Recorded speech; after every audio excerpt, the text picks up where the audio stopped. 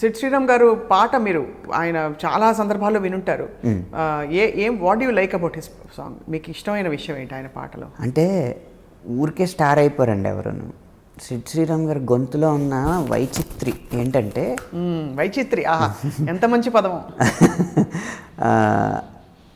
ఆయన అమెరికాలో పుట్టి పెరిగిన వ్యక్తి, కానీ వాళ్ళ అమ్మగారు కూడా సంగీతం బాగా తెలిసిన వాళ్ళు, బాగా ఆయనకి కర్ణాటక సంగీతంలో తర్ఫీదు ఇచ్చారు. అది ఒక కోణం. తర్వాత ఆయన యుక్త వయసుకు వచ్చేటప్పటికి అమెరికన్ బ్లూస్, ఆ బ్యాండ్స్తో ఆ అమెరికన్ బ్లూస్ అన్న కల్చర్కి బాగా అలవాటు పడ్డ గొంతుది. ఆ రెండింటి కలయిక వల్ల మనకు ఆ కొత్తదనం వస్తుందన్నమాట. కేవలం కర్ణాటక సంగీతం వచ్చుంటే అది వేరే రకంగా ఉండేది, కేవలం బ్లూస్ వచ్చుంటే అది వేరే రకంగా ఉండేది.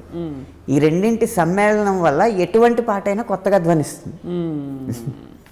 ఈ మధ్య మరి ఆయన పాటలు, ఇతర పాటలు విన్నప్పుడు, ఇతర సాహిత్యాలు విన్నప్పుడు మీరు చాలా బ్రాడ్గా ఆలోచిస్తారు కాబట్టి మీరు ఎలా స్పందిస్తూ ఉంటారు అనంత్ శ్రీరామ్ గారు? ఈ మధ్య వచ్చిన మంచి హిట్ పాటలు తీసుకోండి, సామజవరగమన అయింది అలా.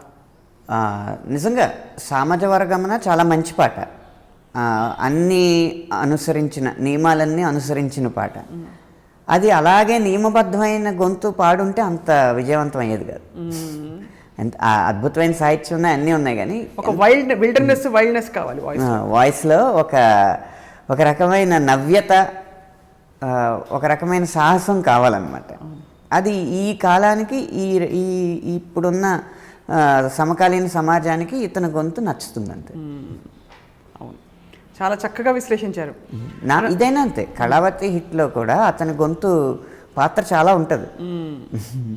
ఇదే సాహిత్యం, ఇదే సంగీతం ఒక నిజాయితీ గల గొంతులో పలికినప్పుడు ఎంతవరకు అది నిజాయితీ గల చెవికి నచ్చుతుందో చెప్పలే.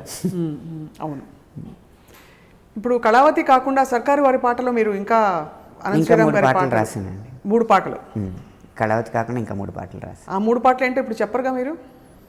చెప్పకూడదు కదా. అసలు చెప్పకూడదా? ఒక లీక్ కూడా ఇవ్వకూడదా? లీక్ ఇవ్వచ్చు. ఇవ్వండి. ఒక ఇంట్రడక్షన్ సాంగ్, ఒక మెలోడీ డ్యూయట్, ఒక బ్యాక్గ్రౌండ్ సాంగ్.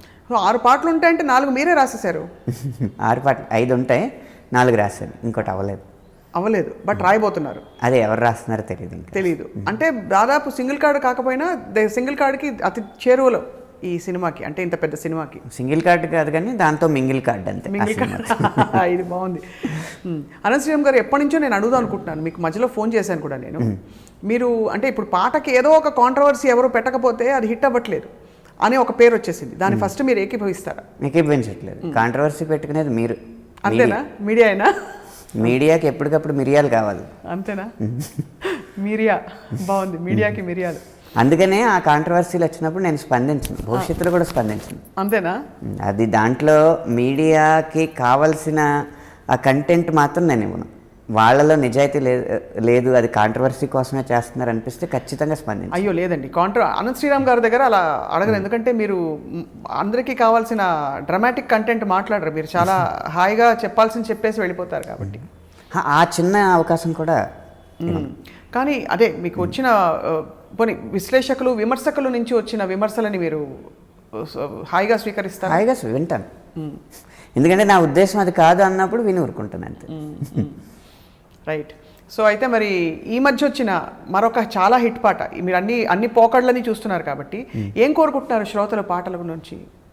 ఊ అంటావా, ఫర్ ఎగ్జాంపుల్, ఊ అంటావా మావా, అది అంటే ఒక ఐటమ్ సాంగ్లో చంద్రబోస్ గారు ఒక సందేశాన్ని జోడించారు. మరి అది చాలా గొప్ప ప్రయోగం కదా. అదే ప్రయోగం. అవును, ప్రయోగం అని కూడా అనలేము, దాన్ని సాహసం అంట.